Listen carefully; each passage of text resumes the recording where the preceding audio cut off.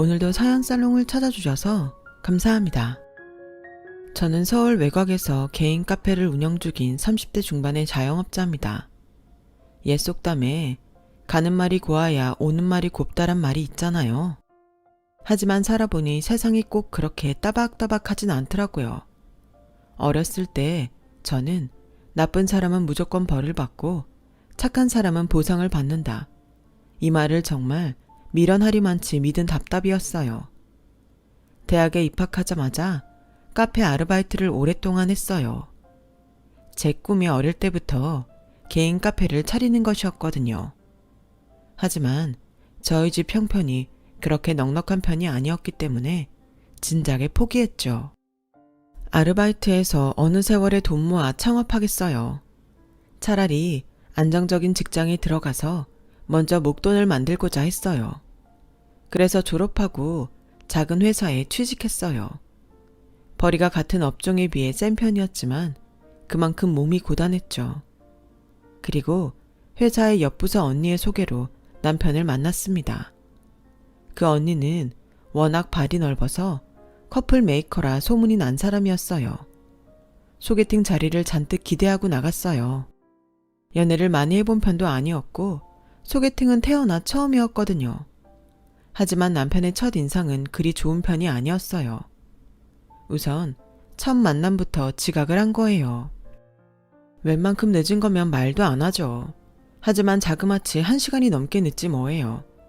전 너무 화가 나서 자리에서 일어나려는 순간 남편이 소개팅 장소로 뛰어들어왔습니다. 남편은 너무 미안하다고 거듭 사과를 하더군요.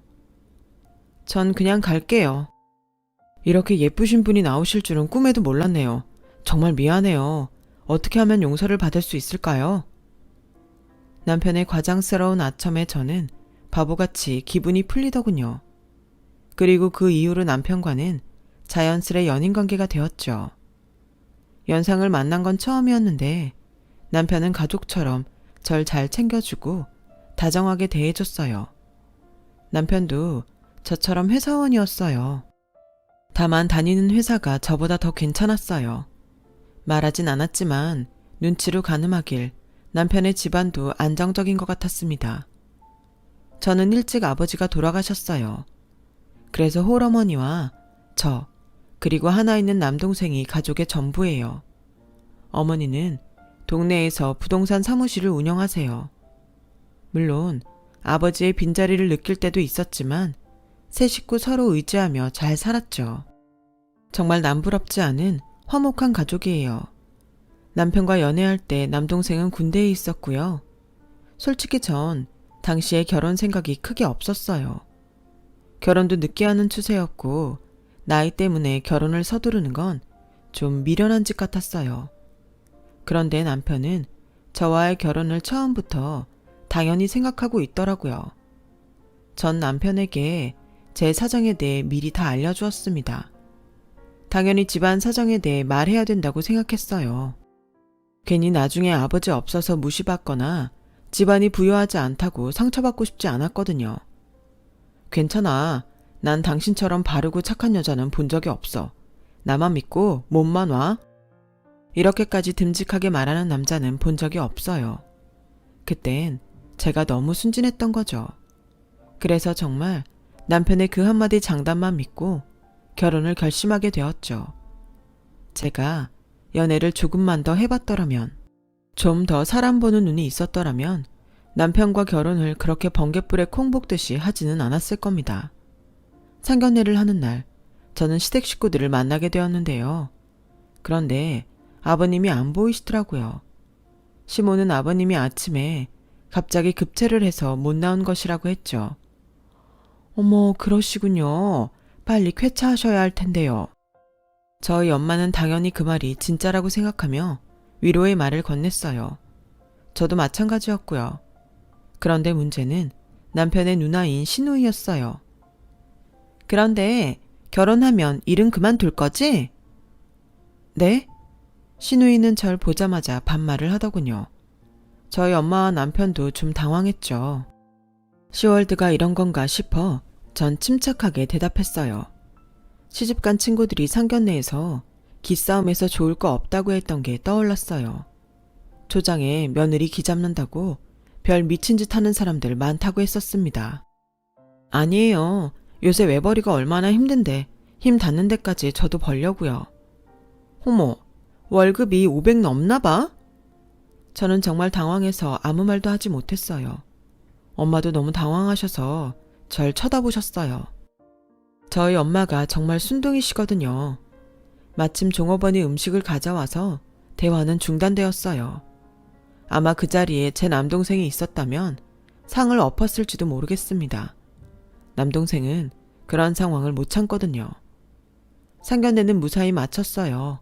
저는 남편에게 시누이가 혹시 날 싫어하느냐고 대놓고 물었죠. 아니야, 신경 쓰지 마. 누나 성격 원래 저래. 부모님도 못 말려. 친해지면 쿨하다고 너도 좋아하게 될걸. 정말? 나 싫어하시는 거 아니지? 전 정말 남편의 말을 고지고대로 믿었어요. 아무 말이나 툭툭 내뱉는 시누이가 실은 시크하고 쿨한 여자라고요. 그리고 속으로 못 배운 사람이니까 내가 참아야지 했습니다. 그렇게 생각하니 마음이 편하더군요. 그리고 친정 엄마에게도 시누이의 성격을 잘 설명했어요. 그리고 그렇게 저희는 결혼을 하고 마침내 부부가 되었죠. 신혼생활하고 6개월은 정말 행복했어요. 그리고 나머지 6개월은 그저 그랬는데요. 저는 그게 권태기라고만 생각했어요.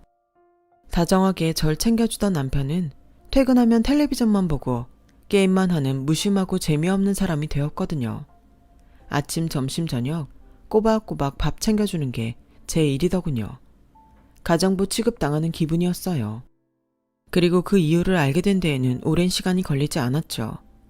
바람도 똑똑한 사람들이나 피우는 거더군요. 회식에 다녀온 남편이 술이 떡이 돼서 퇴근한 날이었죠.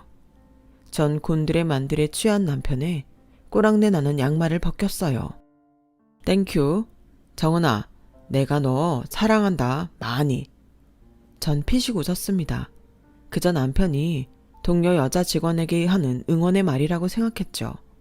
그런데 제가 남편의 양복 바지를 벗기려고 하자 남편의 입에선 충격적인 말이 나왔죠. 또 하자고? 아이, 너무 밝히네. 여기 회사예요. 간지러워. 남편의 추잡한 말에 전 얼음이 되고 말았어요. 남편은 그 뒤에도 음담패설이 섞인 술주정을 하더군요. 그리고 저는 남편의 양복 상의에 있는 핸드폰을 꺼냈죠. 역시나 비번이 걸려있더군요. 어떻게 할까 고민하다 전 남편의 자동차 열쇠를 들고 아파트 주차장으로 갔어요. 남편 차에 붙어있던 블랙박스를 꺼내 영상을 확인하게 되었어요. 오빠, 여기 차 아니야. 진짜 완전 은큼하다니까. 우리 요물, 네가 이렇게 예쁜데 내가 가만히 있겠어?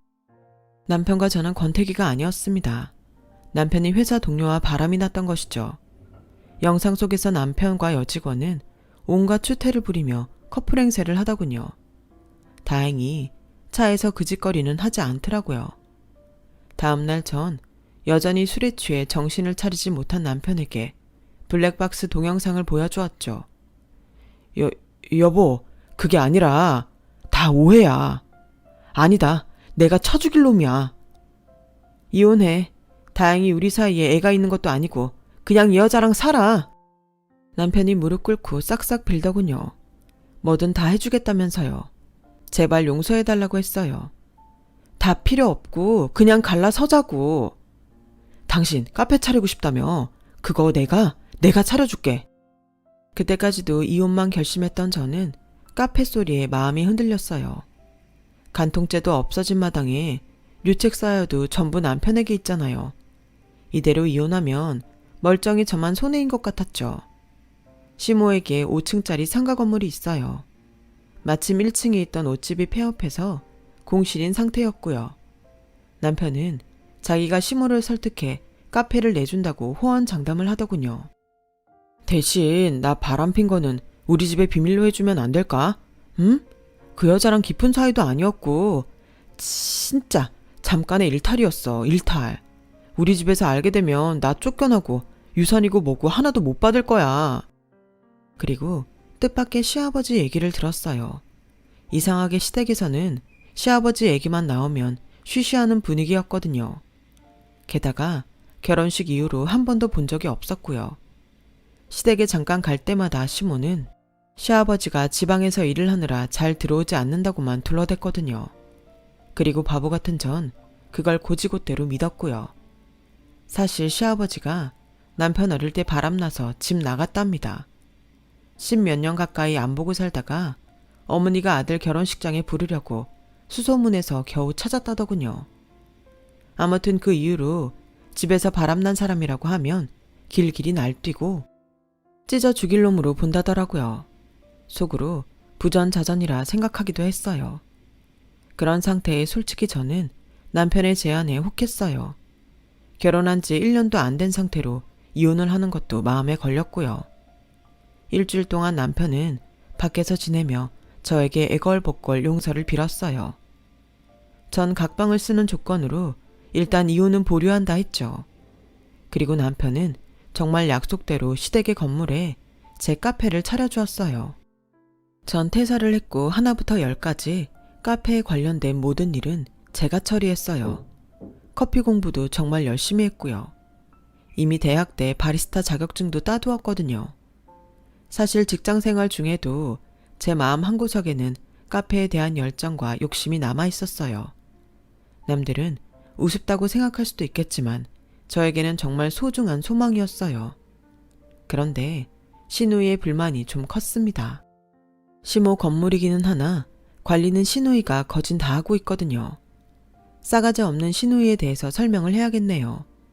시누이는 40대 이혼녀입니다. 엄청 어린 나이에 결혼을 했다가 이혼을 한 거라고 하더군요. 게다가 시누이의 결혼 상대는 애딸린 유부남이었답니다. 시누이가 그 집 가정 풍비박산 내고 결혼을 강행했다네요. 그 성격에 안 봐도 뻔하죠. 그 남자를 이혼시키려고 별의 별짓 다 했을 게 분명합니다. 여튼 시누이는 카페 공사 중에도 찾아와 사사건건 트집을 잡았죠. 괜히 카페를 차려서 망하면 건물 값만 내려가는 거라고요. 시댁 건물이 몫이 좋긴 했지만 오래돼서 금광곳도 많고 공사 비용도 많이 들었어요. 그리고 그 돈은 제 적금으로 해결했죠. 드디어 제 소망이 담긴 카페를 개업했습니다. 걱정이 많이 들었는데요. 생각보다 장사가 잘 되더군요. 준비를 오래 한 덕인지 금방 단골 손님이 늘었고 배달도 시작했죠. 하지만 이게 무슨 운명의 장난일까요? 얼마 후 출장을 간다고 지방으로 갔던 남편이 모텔에서 심장마비로 세상을 떠나버린 것입니다. 심지어 출장도 아닌 여직원과의 불륜 여행이었죠. 다신 안 만난다고 한 건 거짓말이었어요. 남편의 회사도 발칵 뒤집어졌어요. 알고 보니 그 여직원도 유부녀였다고 하네요. 사유야 어찌됐든 저 또한 큰 슬픔을 느꼈어요. 남편이 바람을 피웠지만 같이 살았던 정이 크긴 하더라고요. 한때는 그 사람과의 미래를 꿈꿨던 아내니까요. 하지만 시댁의 반응은 전혀 달랐어요. 시누이와 시모는 제 슬픔은 안중에도 없나 봐요. 장례식장에서부터 저를 남편 잡아먹은 년이라고 욕하더군요. 결국 저는 장례식장에서 남편의 불륜 사실을 시댁에 밝혔죠. 그런데 그 말을 듣고 난 후 시댁의 태도가 더 가관이었어요. 얼마나 뻔뻔하던지 아들이 바람피다 죽은 건 생각도 안 하나 봐요. 결혼한 지 1년도 안 됐는데 바람을 피는 건 여자가 잘못했다는 거지. 얼마나 처신을 못했으면 신혼인데 남자가 밖을 돌았겠어. 그래서 애비 없이 자란 것들은 집에 들이면 안 되는 건데. 저만 애비 없이 자랐나요? 남편도 애비 없이 자랐습니다. 어이가 없어서 말도 나오지 않았어요. 얼마 후 시모와 신우는 카페 건물에까지 찾아와 횡포를 부렸어요. 저를 쫓아내려는 거죠. 제 이름으로 된 건물도 아니니 법적으로도 전 아무 힘이 없었어요. 그런데 그 소식을 들은 엄마가 저 몰래 시누이를 찾아갔나 봐요. 과부된 딸 한 번만 도와주면 안 되겠냐 했답니다. 그랬더니 저희 엄마에게 이렇게 말했다고 하네요. 그렇게 절실하면 무릎이라도 꿇던가. 그럼 내가 생각이라도 해볼 수도 있지. 엄마는 결국 신우 앞에서 무릎을 꿇으셨대요. 전 정말 모르고 있었어요. 이 모든 사실은 신우이가 제게 전화를 해서 알게 된 사실이었어요. 그런데 니네 엄마가 진짜 나한테 무릎을 꿇긴 하더라? 엄마는 제게 끝까지 숨기실 생각이었나 봐요. 저는 화가 머리 끝까지 나고 부하가 치밀더군요. 저희 엄마가 무슨 마음으로 신우이 앞에서 무릎을 꿇었는지 알기 때문에 엄마를 탓할 수도 없었어요. 억장이 무너져 가슴을 치며 펑펑 울었습니다. 야, 너는 얼마나 염치가 없으면 니네 엄마까지 시켜서 나 찾아오게 만들었어? 진짜 무릎이라도 꿇으면 내가 가게를 내 동생 잡아먹은 니년한테 줄 거라고 생각했어? 제 처지가 어떻건 엄마가 어떻게 했건 결국 제 피 같은 적금을 들여 차린 카페를 나왔어요. 저도 더러운 꼴 더는 보고 싶지 않았거든요. 그런데 알고 보니 제 카페가 잘 되는 것이 부러웠던 신우이가 제가 나가자 거기서 계속 카페 장사를 한 것이 아니겠어요? 그동안 신우이의 횡포를 잘 알고 있었지만 인간이 그 정도인 줄은 몰랐어요. 처음 봤을 때부터 알아봤어야 하는데 제가 만든 시그니처 메뉴들을 다 자기 것이냥 팔고 있더라고요. 기도 안 차더군요. 그래서 저는 남편과 살던 아파트로 대출을 받아 신우 건물 바로 옆 건물에 카페를 차렸습니다. 2판 4판이었어요. 어떻게 해서든 신우이 망하는 꼴을 봐야겠더군요. 제가 가게를 오픈하자 신우이 카페 손님들이 하나 둘 떨어져 나가기 시작하더라고요. 저희 가게 단골 손님들은 종종 신우 카페에 흉을 봤어요. 커피 맛이 이상하더라. 케이크는 관리를 하는 건지 쇼케이스도 엉망이더라. 등등 관리도 안 되고 거지같이 막 운영하는 것 같았어요. 그렇게 정신없이 1년이 지났을 무렵 저희 카페는 SNS에서도 좀 유명해지기 시작했어요. 반면에 신우 카페는 알바생 월급도 못 줄 것 같더군요. 그게 현실이죠. 카페는 아무나 한답니까? 그리고 그 사이 저에게는 좋은 사람이 생겼어요. 사실 건물을 계약할 때부터 건물 주인이 저에게 관심이 좀 있었어요. 건물주라고 해서 다 나이가 많은 건 아니더군요. 저보다 8살 많은 평범한 사람이에요. 건물 몇 채를 부모님께 물려받았다고 하더라고요. 그리고 준석 씨도 저처럼 배우자와 사별을 했고요. 당시 저는 남편 보낸 지 얼마 되지도 않았고 카페 일에 치여서 마음의 여유가 없었어요. 그 와중에 준석 씨가 거의 매일 저희 카페에 커피를 사러 왔답니다. 부담스럽지 않은 정중한 대시였어요. 그렇게 저는 준석 씨와 사랑에 빠지게 되었죠. 물론 처음부터 제 사정을 다 털어놨어요. 사실 조금 무서웠거든요. 남편과의 그런 일을 겪은 후 내가 앞으로 누구를 믿고 사랑할 수 있을까 많이 고민했어요. 그런데 준석 씨는 되려 자기가 눈물을 흘리며 저를 위로해줬습니다. 정말 심성이 고운 사람이었죠. 교제한 지 얼마 안 돼서 제게 청혼했어요. 결혼을 전제로 만나자면서요. 하지만 저는 거절했고요. 저로서는 당연한 처사였죠. 하지만 그 사람은 제가 청혼을 거절했다고 해서 설득하거나 강요하지 않더군요. 정말 놓치고 싶지 않아요. 제 인생의 마지막 사랑인 것 같아요. 결혼이 부담스럽다면 강요하지 않을게요. 우리 그냥 계속 만나요. 저는 이 말을 듣자 준석 씨가 진짜 괜찮은 사람이란 걸 깨달았어요. 번갯불에 콩 볶듯 결혼하자는 전 남편과는 하나부터 10까지 모두 달랐거든요.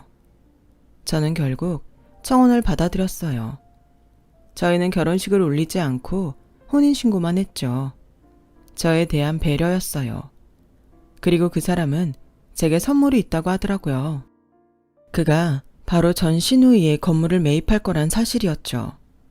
거의 경매로 넘어가기 일보 직전이라고 했어요. 놀랍기도 하고 의아했죠. 수소문에서 알아본 결과 신우이가 사기를 크게 당한 거였습니다. 그것도 결혼 사기였죠. 자기보다 한참 어린 헬스 트레이너랑 눈이 맞아서 결혼한다고 청첩장까지 다 뿌려놓은 상태였답니다. 그런데 알고 보니 남자가 제비였던 거죠. 헬스장 차려주려고 건물담보로 대출을 엄청나게 받아서 빚이 눈덩이가 된 거였어요. 멍청한 거 알았지만 그 정도일 줄은 몰랐어요. 얼마나 멍청해 보였으면 제비가 접근을 했답니까? 저는 이미 프랜차이즈를 몇 군데 낼 준비 중이었고 대출을 받아서 신우이의 건물을 그 사람과 같이 매입할 준비를 끝냈어요.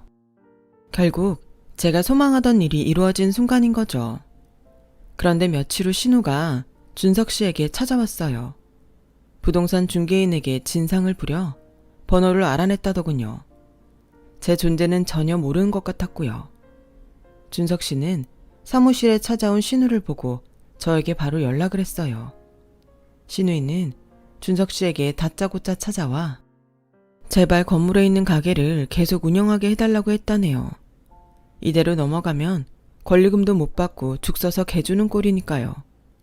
신우는 사무실에 나타난 저를 보고 기겁을 했습니다. 네가 왜 여기 있냐며 당황스러워했죠. 그러자 그 사람은 저를 아내라고 소개했고요. 신우의 얼굴이 홍시처럼 시뻘개졌어요. 그런 표정 볼만하더군요. 저희가 부부라는 말을 듣자마자 신우이는 바로 저의 손을 잡고 친한 척을 하더라고요. 태어나 그렇게 염치 없는 사람은 처음 봤네요. 우리가 한때는 가족이었잖니. 너 이러면 안 되는 거다. 우리가 너한테 얼마나 잘해줬는데. 한 번만 도와줘. 너는 이 가게 없어도 잘 먹고 잘 살잖아. 빌빌대는 꼴이 볼만하더군요. 통쾌했지만 그간의 묵은 감정들이 그걸로 해결되지는 않았어요. 그리고 저희 엄마에게 했던 일이 생각났죠. 언젠가 똑같이 아니 몇 배로 갚아주겠다고 다짐했었죠. 그래서 저는 신우이가 저희 엄마에게 했던 것처럼 똑같이 했습니다. 그렇게 절실하면 무릎이라도 꿇고 빌어야 하는 거 아닌가? 우리 엄마 무릎은 꿇리더니 너도 우리 엄마 찾아가서 무릎 꿇어. 그럼 내가 생각해 볼게요. 신우이는 무슨 말을 하려다가 어버버거리더니 사무실을 박차고 나갔어요. 하지만 며칠 뒤 엄마에게 연락이 왔어요. 신우이가 과일 바구니를 들고 찾아와 무릎 꿇고 싹싹 빌었대요. 그리고 신우이는 저를 다시 찾아왔더군요. 뭔가 모르게 당당한 태도였죠. 글쎄, 저에게 뭐라는지 아세요? 정말 낯짝이 뻔뻔한 여자였어요. 들었지? 내가 너희 엄마 찾아가서 무릎 꿇고 사정한 거. 그럼 이제 다 용서한 거지? 가게는 언제 열게 해줄 거야? 내가 생각해 본댔지. 용서해준다고 했어요? 뭐? 네가 날 가지고 놀아? 생각 끝났네요. 건물에 당신 자리 내줄 생각 전혀 없어요. 나가요. 신우이는 자기 화를 못 참아서 사무실에 있는 물건을 마구잡이로 던지더군요. 경찰 부르기 전에 나가라고 했습니다. 그러게 사람이 사람한테 그렇게 함부로 하고 살면 쓰나요? 저는 현재 남편이 된 준석 씨와 달콤한 신혼생활을 보내는 중입니다. 지금 남편은 절 얼마나 아껴주는지 집안일 하시는 분도 불러줘요. 저희 엄마랑 동생한테도 참 잘합니다. 가맹점 낸 것도 꽤 성공적이었고요. 차근차근 다른 지역으로도 진출할 생각입니다. 그리고 얼마 전에 남편과 제 생일날 백화점에 갔었어요. 그런데 그곳에서 신우를 봤어요. 와인 매장에서 셀러로 일하고 있더군요. 절 보고는 기겁을 하며 땅만 쳐다보더라고요. 저는 피할 이유가 없기 때문에 당당히 매장으로 들어갔습니다. 그리고 그곳에서 고급 와인 한 병을 샀어요. 선물 포장도 해달라고 했어요. 계산하려고 제 카드를 건네받은 신우이의 손이 덜덜 떨리는 걸 봤는데 아는 척은 안 하더군요. 건물주 행세하던 당당한 모습은 어디에도 없더군요. 얼마나 꽃인지 몰랐어요. 권선징악이라는 게 꼭 존재하는 건 아니겠지만 저처럼 악착같이 살다 보면 언젠가 내가 더 잘 살 수 있는 날이 오긴 오나 보더라고요. 사람한테 잘하고 남편한테 잘하면서 남은 시간 열심히 살아가고 싶습니다. 앞으로의 제 시간 응원해 주세요. 제 이야기를 들어주셔서 감사드려요. 들어주신 분들도 항상 행복하시길 진심으로 바랍니다. 여러분, 사연 댓글에 응원과 현명한 조언 부탁드려요. 좋아요와 구독은 저에게 큰 힘이 됩니다. 오늘도 좋은 일 가득하세요.